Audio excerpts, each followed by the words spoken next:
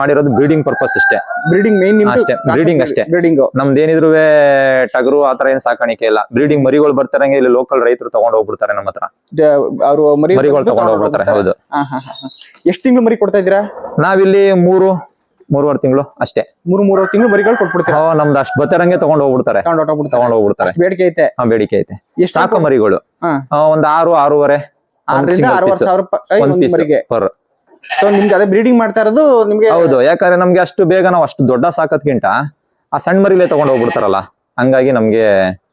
ನೀವ್ ಹೇಳೋದು ಈಗ ಕುರಿನ ಸಾಕಾಣಿಕೆ ಮಾಡಿ ಕುರಿನ 1 ವರ್ಷ 1 ವರ್ಷದ ಮಾರಾಟ ಏನ್ ಮಾಡ್ತೀವಲ್ಲ ಅದಕ್ಕಿಂತ ಬ್ರೀಡಿಂಗ್ ಬಂದು ಹೌದು ಲಾಭದಾಯಕ. ಹೌದೌದು, ಬ್ರೀಡಿಂಗ್ ಅಲ್ಲಿ ಒಳ್ಳೆ ಲಾಭ ಇದೆ. ಹೌದು. ಈಗ ನಮ್ಗೆ 1 ವರ್ಷಕ್ಕೆ ಮರಿ ಆಗುತ್ತೆ. ಆಲ್ಮೋಸ್ಟ್ ಒಂದೊಂದು ಇನ್ನೂ ಬೇಗನೆ ಆಗ್ತವೆ. 1 ವರ್ಷ ತಗೊಳ್ಳೋದಿಲ್ಲ. ಒಂದೊಂದು 2 ಸೂಲು ಇರುವಂತ ಕುರಿಗಳು ಇವೆ. ಹಂಗಾಗಿ ನಮ್ಗೆ ಅಲ್ಲಿಗೆ ನಮ್ಗೆ ಇದಾಯ್ತಲ್ಲ, ಒಂದು ಕುರಿಗೆ 10,000 ಸಿಗುತ್ತೆ. ಹೆಂಗೆ ಮಾಡಿದ್ರು ಖರ್ಚು ಗಿರ್ಚು ಏನಿಲ್ಲ. ನಮ್ದು ಖರ್ಚೇನ್ ಜಾಸ್ತಿ ಇಲ್ಲ. ಖರ್ಚಂತೂ ಜಾಸ್ತಿ ಇಲ್ಲ. ಸ್ಟಾರ್ಟಿಂಗ್ ಅಲ್ಲಿ ಮಾಡುದು ಸ್ವಲ್ಪ ನಮ್ಗೆ ಗೊತ್ತಾಯ್ತು. ಆಮೇಲೆ ಅನುಭವ ಆದ್ಮೇಲೆ ಬೇಡ ಇದು ಅಂದ್ಬಿಟ್ಟು ಸೈಲೇಜ್ ಎಲ್ಲ